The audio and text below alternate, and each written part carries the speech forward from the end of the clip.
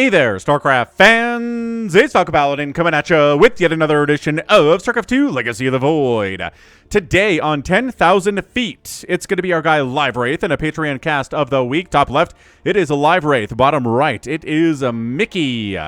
So PVT here on 10,000 feet. We've got ourselves a nice little mineral wall to mine out to gain access to this base.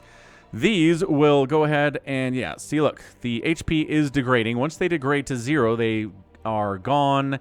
And what we can get through here, right?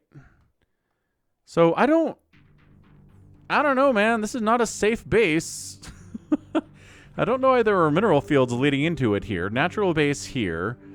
Third base over here. I guess maybe this is something to mine into from the offensive side, but let's go ahead and see. Gateway coming up on the other side of the map here. This is not going to be a cannon rush. And thanks, LiveWraith, for being a patron of mine at patreon.com/falconpaladin for tier 3.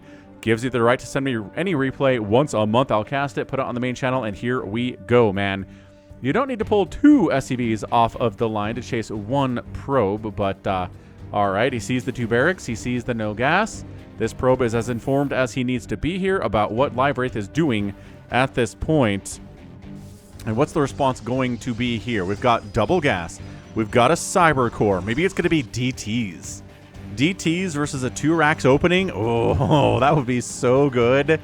No gas. No detection. So let's go ahead and see what's going on here. We're going to go ahead and throw down a pylon here, and then the probe gets sniped by the 2 SCVs. So cancel the pylon. Cancel it. Do you want to slow warp in something? No, slow cancel it. There we go. Canceling. We've got ourselves a command center inside the main base here for LiveWraith. Still no gas. And we, at this point, are making Marines. Okay. So that's all you can do with no gas out of those barracks here. This probe says, I'm going to go ahead and expand off of this 2-gate pressure that is sure to come here. We've got another barracks. We've got a 3 racks, 2 base, unupgraded Marine Rush here against Mikie. Dude, what are you doing with all of this gas? He's making an adept. He's got a shield battery here. Cannons are good. High ground cannons are especially good against Marines. This is another, okay, so 4 racks. 4 racks opening here from LiveWraith. Let's go. Let's see what time the gas is going to be taken here from our guy LiveWraith. A Twilight Council. Okay, I like it. And keep going. Keep going. We can kill that SCV. All right, fair enough. I think that Adept thought there was a trap out there, but there wasn't. But being safe is always a good idea in the early game against Terran, especially if you know there are a lot of Marines out on the map already here. Twilight Council, second gateway. We are making Adepts, which again are good against Marines. And this is going to be a 4 racks opening. Finally taking gas here at 3 minutes. 4 racks opening defensive effort here from LiveWraith. I'm a little bit confused about this. Hiding a Dark Shrine. Look at this. Look at this. DTs. Did I call it or what? Okay, so now we need an orbital. We need maybe a Raven. A Raven is excellent against DTs. Maybe a missile turret. Engineering bay. Is there an engineering bay here? No, there certainly is not, LiveWraith. There are DTs in your future, and I fear you're not prepared for them. This SCV hanging out. Can you climb up this? This looks like something in like a video game where you can climb up it, then get on top of this cliff, but nope, no climbing. Here in StarCraft 2 there is jumping, but no climbing. Okay, finally. Orbital Command 1, second Orbital Command. And yes, scanning the main will not show the Dark Shrine. Have we seen this? No, we have not. Warp Prism on the way. Dude, Mikie here knows what they're doing. Warp Prism, DTs. I am in love with this guy. I simply am.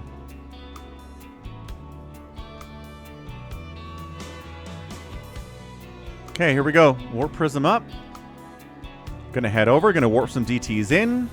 Probably inside the main base here. I'm so, where the heck is the army? How are there 4 Marines for LiveWraith in this game? How did you open 4 racks and you have 4 Marines at 4 minutes? Okay. We have some work to do, LiveWraith. That's okay. We love you anyway. We love you anyway, man. What are we getting? Engineering bay. Cool. DTs would be nice. Comsat available. Yes, one comsat available. A second comsat is available. Not yet. It will be here soon. So this is going to be a huge play for Mikey. Can he get the DT damage he needs by warping in 2 DTs here inside the main base? Does he not have supply to make any more than that? Oh, where'd that scan go?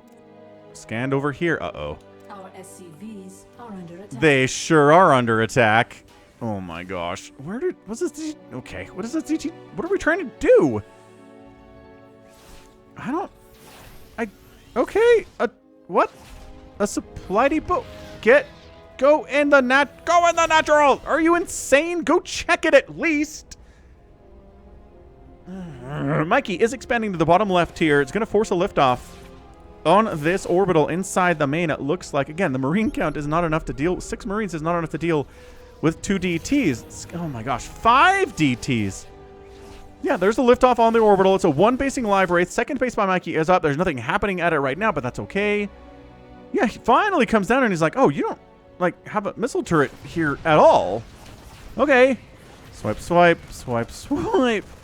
Oh, there is a turret. There's 1 turret here. But, oh my gosh, the Marines were not enough. Don't get dragged into the bunker. Don't get dragged into the bunker.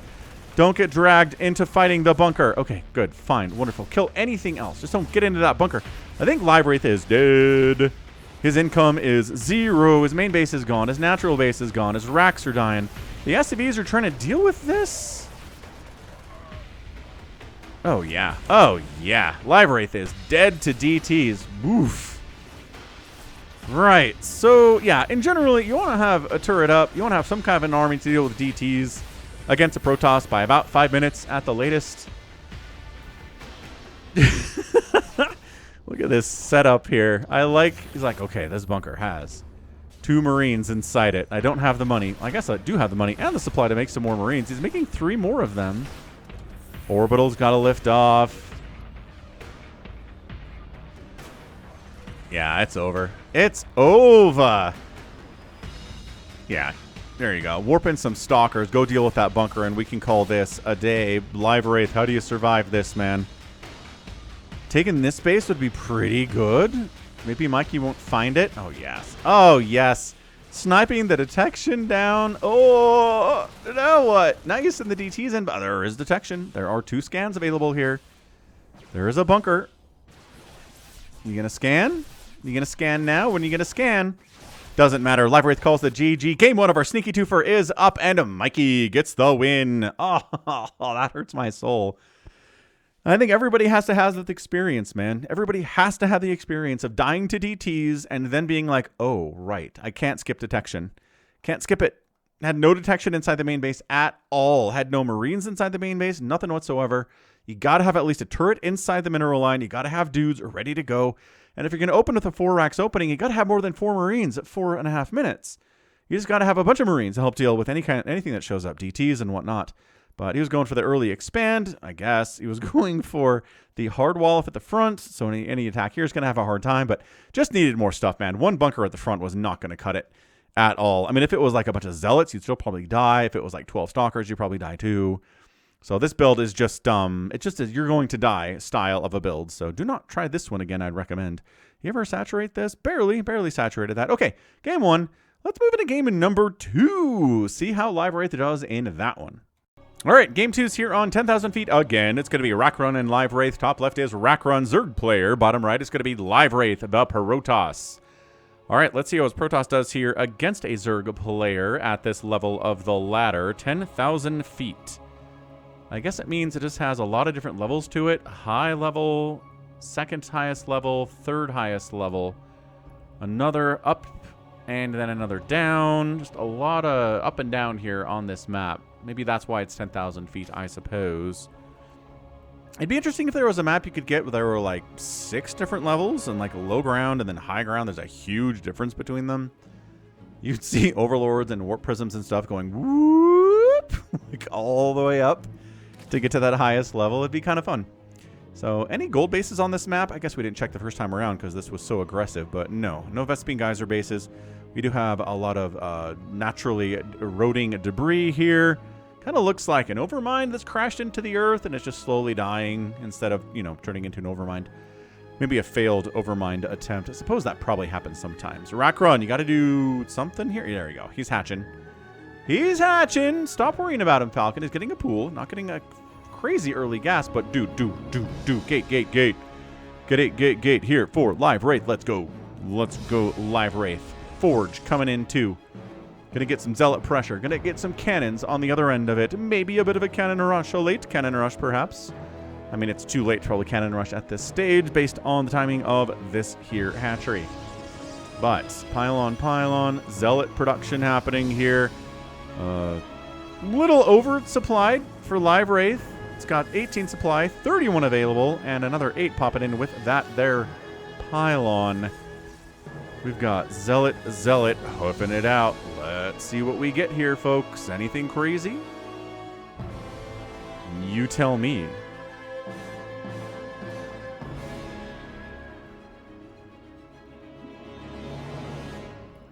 Yeah, just chronoing out zealots, using that chrono boost for good. What's the forge for? Can't get a +1 attack with it. A cannon back here would be good. I'm not sure why this guy's patrolling necessarily. But it's going to be a pretty fast roach war in here from Rakron. What's good against zealots? Roaches, especially if the zealots are not speed zealots. Slow zealots really struggle here. A cannon on the outside of the wall. Intriguing idea.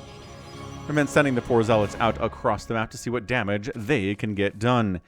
So it's already 23 workers here from Rakron. It is 16 for LiveWraith on 1 base. Pretty good saturation. No sign of gas being taken yet.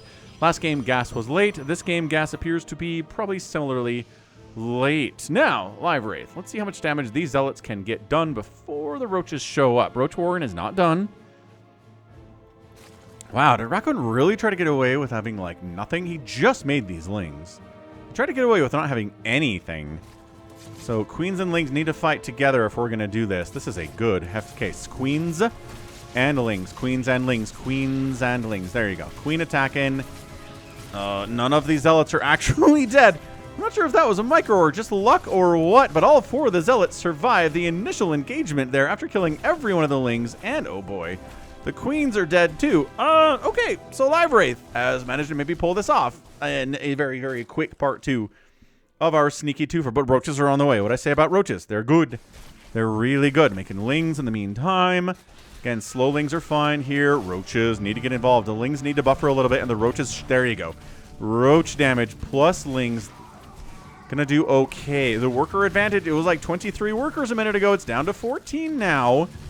But roaches against slow zealots. A little bit of micro on these roaches would be acceptable. Gonna lose a roach. He doesn't have to. He didn't actually. Never mind.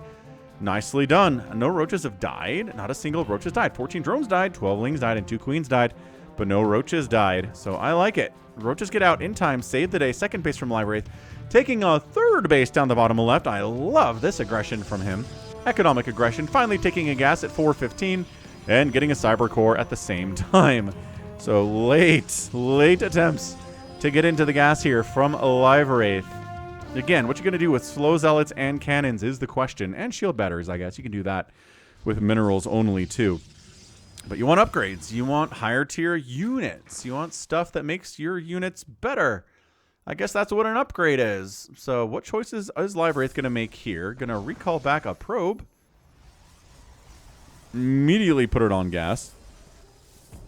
Second base warps in. Third base warping in too. There is no way Rakron's going to find this. I will bet you $10 Rakron does not find this. He has absolutely no concept of where that thing is. So, roach. It's all the roaches you ever wanted. Droning up, getting back up to that economy that I was at before. 21, 22 now, with 4 more coming in. So 26 off of 2 bases. Now, 2 bases is great unless your opponent's on 3. Or, you know, unless they're also on 2 bases, which LiveWraith technically is, although there's really no probe activity here at the second base quite yet.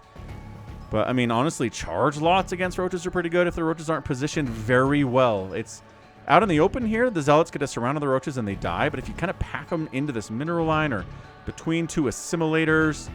Well, I mean, extractors also work. You know what I mean. At the top of a ramp, things like that, they can do very well, but getting surrounded is bad. Same thing for roaches against zerglings. Zerglings surrounding roaches is pretty good. Robotics facility, maybe for immortals. against these roaches. Immortals trade very well against roach, but like 1 immortal versus 10 roaches is still going to go pretty badly for the immortal.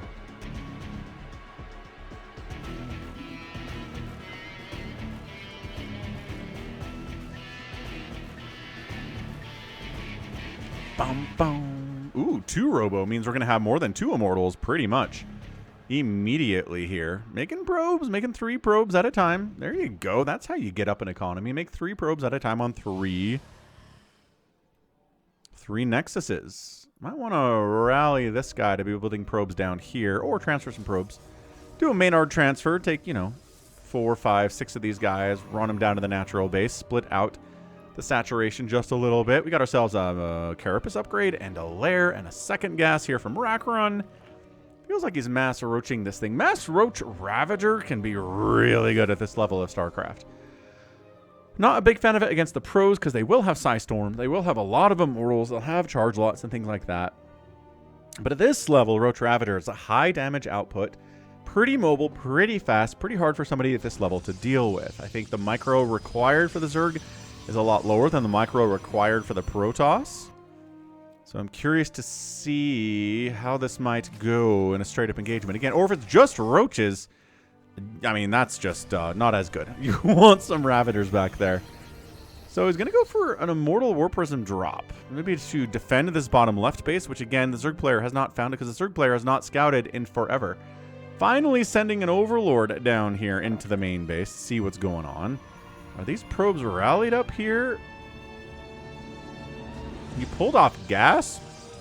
He pulled off gas. Most of his gas got pulled off. He's like, I need more minerals than gas at this point. I guess you do. Guess you do. War Prism hanging out over here on the left side of the map, not moving in at all. This is a very high APM, kind of technically tricky trick to do. The Warp Prism micro and juggling with an Immortal is not something I've seen somebody at this level pull off. So Overlord scouts in, sees Robo, sees gate, says, all right. Noted. Good Overlord positioning to see if he knows when the army is coming in here. Still no Ravagers, but getting Hydras is good too. That's a good way to spend your gas as well, is a bunch of Hydralisks with range upgrades and speed upgrades. Roach Hydra, pretty amazing until that Storm comes in again. But again, do we expect Storm today from LiveWraith? And the answer is, if we get there, but not necessarily a requirement. Not something I would bet the house on, you know. So here we go. War Prism here. Random Zealots with no upgrades at all. No attack upgrades, no armor upgrades, no charge. Just slow Zealots at 8 minutes. But also a couple of Immortals. So he's like, you have a third? No? Huh. Well, what if I pushed your front with Zealots and dropped Immortals in your main? I like this. I like this a lot. Hitting it 2 places at once. Oh, and then warping in a ton of Zealots there. And then these guys come in. This is really well executed. I mean, it's basic, right? It's kind of hard to do, and it really makes your opponent hate their lives when they have to deal with a drop in your main and an attack into the natural simultaneously. And he gets the Immortals out of there. LiveWraith. And he kills a ton of drones. 29 drones have died. I mean, these Zealots are all dead, but it's 32 to 30 workers right now. Stalker's coming in to fight. I mean, this is absolutely insane stuff out of LiveWraith. This is one of the better players or plays I've seen him pull off here. That Immortal casually has 3 kills. This guy's got 5. Hydras are really good. Against Immortals. Pretty good against Stalkers, too, to be honest with you. But, oof. Army value is 18 to 8. Warping in more stuff. LiveWraith is a natural born Protoss, man. Way better with Protoss than with the Terran in the last game. This is like night and day the way this is working, and bam! Rackrun taps out. The double-pronged attack works at the end, and LiveWraith comes out on top. Dude, resources lost 6,000 to 3,000. Doubling up there. 13 roaches, 5 hydras, 43 drones died. All of that. 5 queens for 23 zealots and 5 stalkers. That's it. The Immortals never died. 13 kill Immortal. 5 kill Immortal. Just War Prism never died either. Just hanging out, warping in more units as time goes on. The 3 base economy helps. I mean, it's not really a 3 base economy. It's more of a 2.5 base economy, but still pretty good here against a Zergy Zerg. And yeah, just kind of caught the Zerg at a position where he was really getting into Hydras in numbers and upgrades, and pulled the whole army back to deal with the Immortals and left nothing back here to deal with the Zealots. This guy is still in here killing stuff. Good job, man. And then, yeah, just kind of getting constantly pulled back and forth here. Attacks into here, warping into the main base. Really, really frustrating stuff. I think if this attack had hit, I don't know, maybe 5 or 6. Well, 5 minutes later is a long time, but I'm thinking... I think I don't know, 2 minutes. 2 minutes later, right? Then there would be like 10 Hydras with range, right? And a ton of Hydras here would do very well against the Immortals and against the Stalkers. With Roaches buffering for them too, it would have cleaned this out. But this is the thing with Zerg. More Zergs die in that little window where they're getting their economy up to where they want it to be, and then they start making army units. Right? If you can catch them right in that transition, right at the end of them trying to just make another couple rounds of drones, they don't quite have an army yet, and then wha-bam, hit them with everything you got. You can kill Zergs a lot that way. It's not the same thing with Protoss and Terran. Protoss and Terran are making army the whole time. They're making their economy the whole time. There is no timing that you show up at a Terran base and it's like they don't have anything. They're dead unless they suck. But Zerg players, you show up at the right time, they don't have anything, and they die. So that's exactly what LiveWraith did here. Really excellently done. I'm impressed with the juggling of the Immortals. Remember when I was like, the Immortal juggling is difficult to pull off, and then totally pulled it off. Totally and completely pulled it off. Way to go. Way to go, Idaho. All right, so that's going to be it for me today. This has been falconpaladin coming at you with yet another edition of StarCraft 2 Legacy of the Void and a Patreon cast for our guy LiveWraith. Go ahead, hit that like button, hit that subscribe if you like what you saw and what you heard today. You can also catch me on Twitter, Facebook, Patreon, Twitch, Instagram, TikTok, and Blue Sky, all at /falconpaladin. And until next time, as always, thank you so much for watching, and you take care of yourself. The path of ascension is before